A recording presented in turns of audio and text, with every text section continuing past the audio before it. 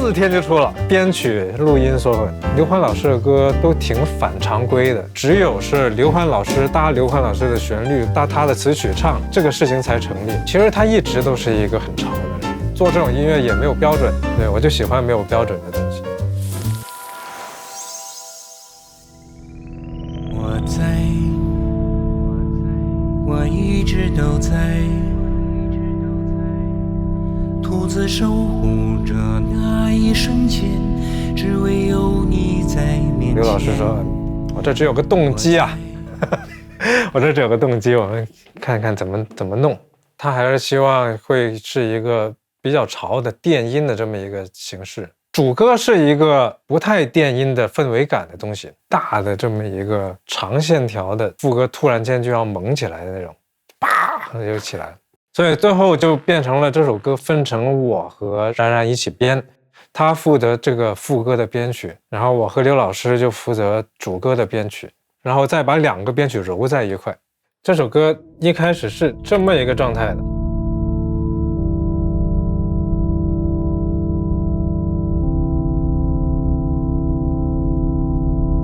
一个合成机 organ 就用2、3个音来解决这一段的和声，就没有像流行歌那样一定要这么满。独自守护着那一瞬间，只为有你在面前。非常沉着，就差一丢丢，它的情感就不一样了。我一直都在。这个就是从刘欢老师电脑导出的这个音色，因为在我电脑没有。你们可以看一下这个，就是这个 organ 的 MIDI， 就非常规，保持着一个最高音的，它不动。极简化的编曲，对，这是 pre-chorus。我永远相信。到这一段就是加入了一些高频的 bling bling 的，但是它就不是 bling bling， 它是到处动来动去而已。我信，头顶还会有。然后加入了一些空间的鼓，其实还是副歌比较少。然后要炸出来。对，炸。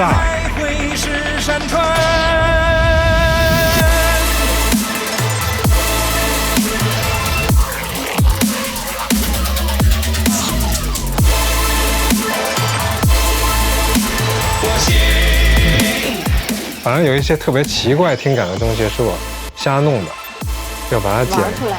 对，刘欢老师的歌都挺反常规的，就一般不会这么去弄的，对，也没有机会这么去弄，只有是刘欢老师搭刘欢老师的旋律，搭他的词曲唱，这个事情才成立，还是很少的。我在，我一直都在。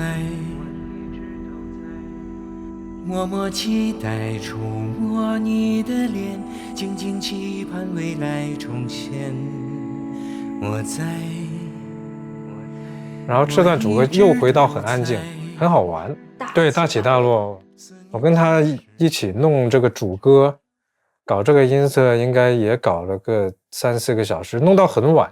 我在那找音色的时候，他也拿着自己的电脑，他也在找。然后他说：“哎，这个音色怎么样？”然后我们就去听。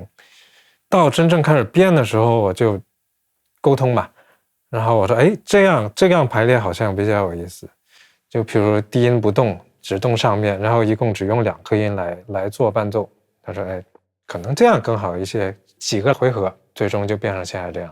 就是从他晚上去找我们开始，然后刘欢老师在我们那录音，到出母带一共就4天，可能3天半，因为他半夜才去的，他不用睡觉的嘛。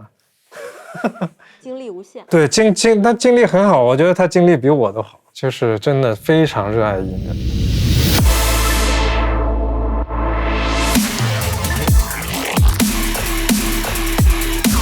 我信。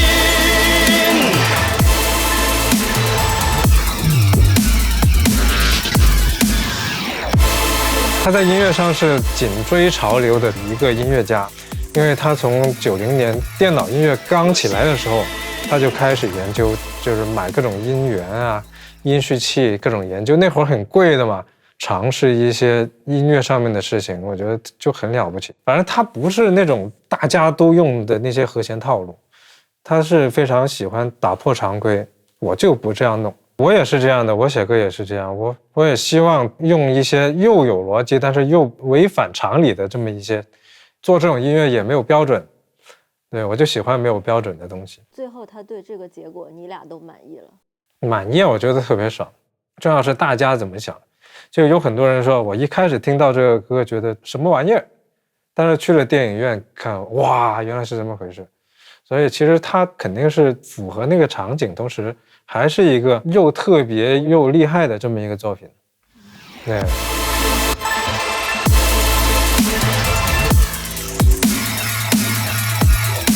我信。